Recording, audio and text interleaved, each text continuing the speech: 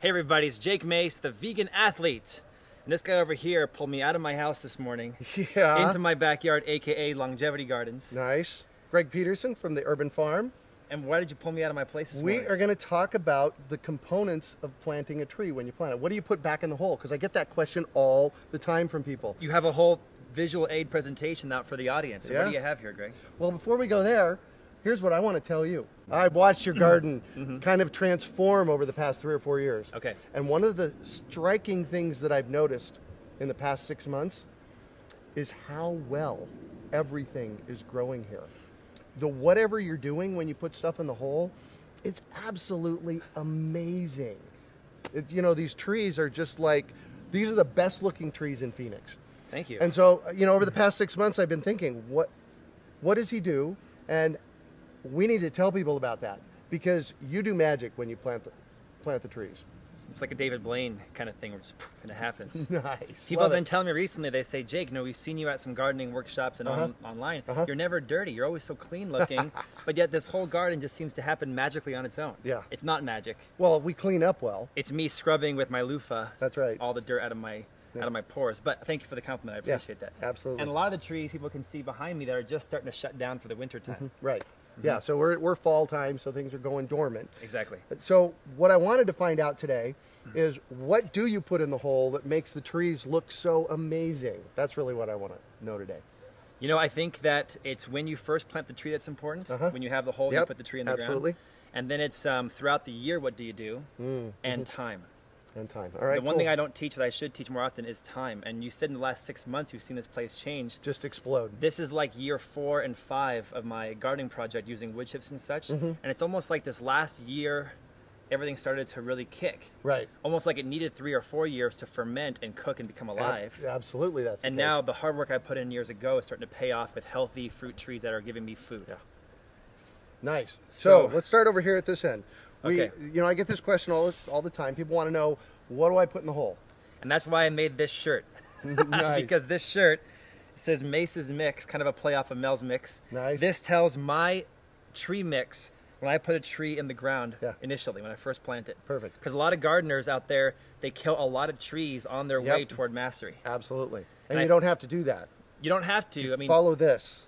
You know, hardships of life will make you a master. But if you copy my formula mix, you can kind of shortcut your way to the front of the line. There you go. Okay, so on my shirt is the amendments and the stuff that I put in the hole with the tree, but it's also here in front of us. Yeah.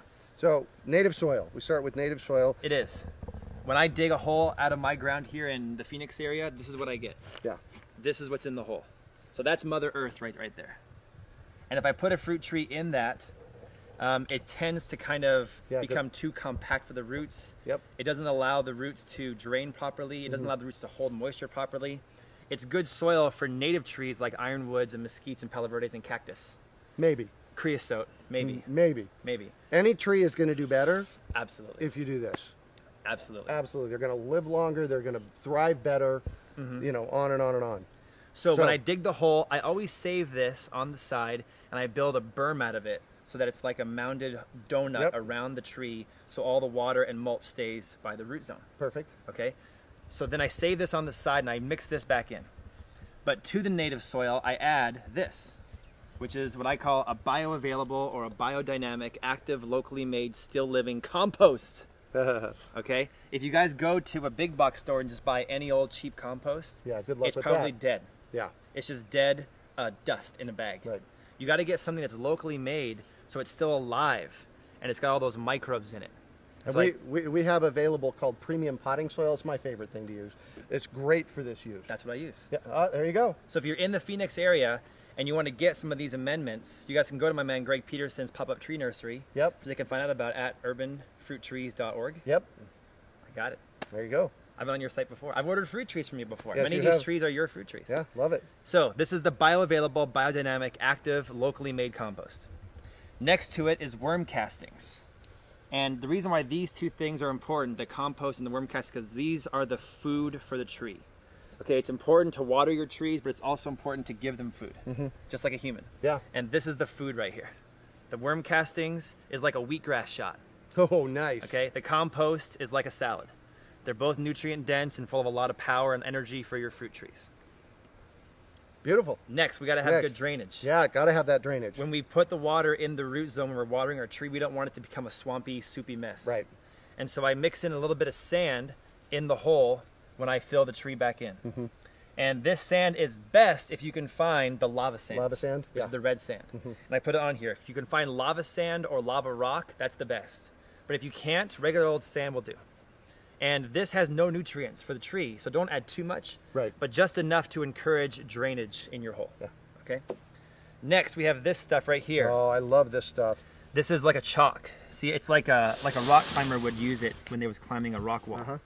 And this chalk is over 70 different minerals, including trace elements, and it's a brand of product called Azomite. Azomite, right here. And you're going to have this too at your pop-up tree nursery. Yep, we're going to have that at our pop-up tree nursery. If people are local here. Yeah. Or they can get it, if they're not local, from jakemace.com. Yep.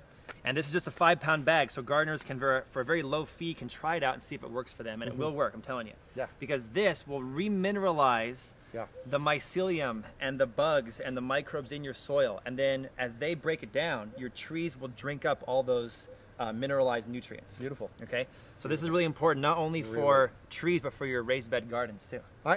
Quite honestly, I think that 80% of your magic is right there. You think so? Yeah, because it's micronutrients for the trees. It makes the trees thrive, and then when it's putting off fruit, that fruit is much more nutrient dense.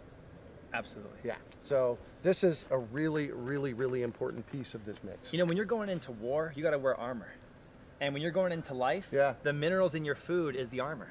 The minerals in your food, that's a great way of putting it. Let's make a shirt about that. All right. Okay. And next here we have this stuff, which looks kind of like sand. Yep. But it's not. It's a beneficial bacteria, which usually you'll hear it called Mycorrhizae or Mycorrhiza or Mycelium. Yeah. And this is 7 different kinds that as you apply water is the catalyst that will start to activate this living organism. And this will bond to the roots of your tree and allow the beneficial bacteria and your tree roots to share information and nutrients back and forth. A lot of scientists actually think, who specialize in this mycelium, they actually think that the largest organism on the planet is mycelium. Mycelium? Because they can stretch across hundreds and hundreds and hundreds of miles. I've heard that. It's the underground internet of plants. Yeah. Okay? And so this is important to add into the hole, only about this much with a new tree, because 3 tablespoons is enough to start that process. Yeah. And so this little bag right here, we have on jakemace.com, but you also have it at your... We'll have it available at the pop-up nursery. Pop-up nursery. It's only $7. Yeah. But this will do 5 or 6 trees. Yeah. So $1 a tree. The Azomite, you can do 5 trees with this size bag. So it's a really cheap way to get $1 or $2 per tree, but to really supercharge this the growth in the long run. Absolutely. Absolutely. After we're done planting our tree, on top of the soil, I mix this with this. And this is a bunch of mulch in the form of leaves and wood chips. And this is straw. And so I take these 2 things, I mix them together. If you guys go to any one of my trees, anywhere in my yard, you'll see I have 2 to 3 foot of this around my entire property. And the worms use this as they love it. They absolutely love it. And then what happens very quickly, it starts breaking down, and the roots from the tree, the feeder roots, will come up into it. You've seen that, haven't you? Oh, totally. Yeah, absolutely. And because there's so much oxygen that is still allowed to permeate through that into the tree's feeder roots. So if you put this around your tree, you won't suffocate it. You know, like you said, the feeder roots enjoy living in that. Right. And that's the secret also to lowering your water bill and keeping the tree's roots wet. Big time. And I'll tell you what, here's a tip. Plant a minimum of 6 inches of this around the tree. A minimum. I've been telling people this for years, and then people will say, my trees aren't doing well, and it's like, send me a picture. And they send me a picture, and they put an inch of wood chips around it. And then once the hole stops, there's nothing. And once the hole stops, there's nothing. I've gone beyond the hole here. Your whole yard, maybe. But at least a 6 foot, 6 foot diameter around the tree. Sure. With 6 inches of wood chips. At least. And then at least add to it 3 times a year. Then add to it 3 times a year. When spring happens, add to it in the spring. When summer happens, summer. When fall happens, fall. Yeah. And we'll also have a mix of this wood chip stuff available at the pop-up tree nursery. A great Peterson approved, like a mulching mix. Yep, exactly. That's great. So if somebody doesn't want to have a whole truck bed, can get a bagged form from you. Exactly. So we'll have most of these. We won't have the sand, but we'll have the rest of these available at the pop-up nursery. Now your pop-up nursery though is not available year-round. No, it's not. It's just during like gardening intensive times. Right. January, February, and March is when we're open. And that's when you plant your fruit trees. And you're not shipping it to be in the Phoenix area. In the Phoenix area. Or like Scottsdale, Tempe, Chandler, anywhere in The Phoenix. Valley, I call it the Valley of the Sun. You know what? Honestly, though, we get people coming from Tucson. Okay. This is even better. I get people coming from Las Vegas to get stuff from us. Mm-hmm. So people come in, but if you order trees from us, you got to come here to get it. And you do a lot of fruit trees, but a lot of deciduous and citrus type fruit trees. Yeah, you also have like raspberries, and you have grapes and blackberries and things like that. All that stuff. And a couple other cool, just new, like new stuff every year. Right. So I'm always looking for new stuff. And then if you're not in the Phoenix area and you want to get the Mace mix, jakemace.com. And we'll ship it to you for a low fee. Yeah, we'll ship it to them. And I love these smaller bags because gardeners can try it for only like 17 bucks. Yeah. They can get this, and they can do 5 or 6 trees and some garden, and they can see if it works for them. Right. It's going to work, I'm telling you. It is going to work. Let me tell you guys an example. When I first met you, you told me when you're planting fruit trees to use a lot of mulch. A lot of mulch. Wood chips. Yep. And I didn't listen to you because I really was kind of like just an ignorant, stubborn gardener who thought, if I just put a fruit tree in the ground, it'll be fine because I'm special. I'm not special. You are special, but no, I'm not. That's not going to work. I killed a lot of fruit trees that way. Yeah, don't do that. And when I finally started using the mulch, the health of the trees just was evident. Yeah. You can see it in the fruit and the quality of the leaves in the spring, summer, and fall. Right. Let me show you guys a close-up one more time. We've got the native soil. We've got the biodynamic active living compost. We've got the worm castings, the sand, either regular sand or lava sand. We've got the rock dust minerals. Azomite's a good brand. We've got the Mycorrhizae or Mycelium, beneficial bacteria. We've got the wood chips. This is a combination of leaves and wood chips. And we've got the straw. And all these things together are my quote-unquote magic or secrets that makes a fruit tree happy. Yeah, and they make them really happy. I'm blown away by this base. Thank you. And this is of all the things you've done, this is the thing that you do different than everybody else. I never try to insult anybody, but I did have a couple of Arizona Master Gardeners come to my last gardening tour. Yeah. And they told me at the end, they waited till the end of the gardening workshop, and they said, hey, Jake, we just graduated from the gardening master program.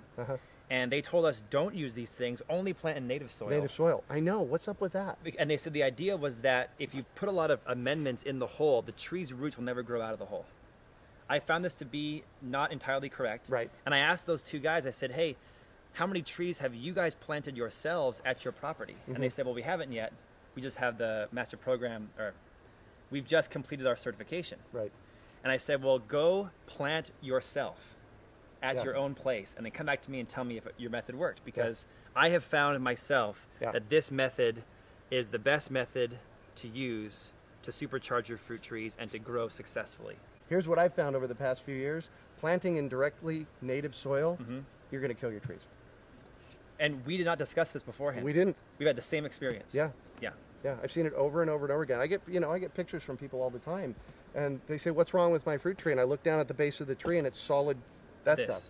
And the poor tree's suffering. Correct. So, what will also happen is that when you plant a new fruit tree, if the hole's not big enough, the clay will eventually come back in and choke it out. So dig the hole big enough as well. Yeah. Because those roots will grow into the native clay. They will. They still Absolutely. will. Yeah. Absolutely. Mace Mix, available at the Urban Farm Pop-Up Nursery and jakemace.com. And if people come to see you at the Pop-Up Tree Nursery, they can get one of the cards that has the whole Mace's mix on it. Nice. Thanks for joining us. Let's add this to a tree.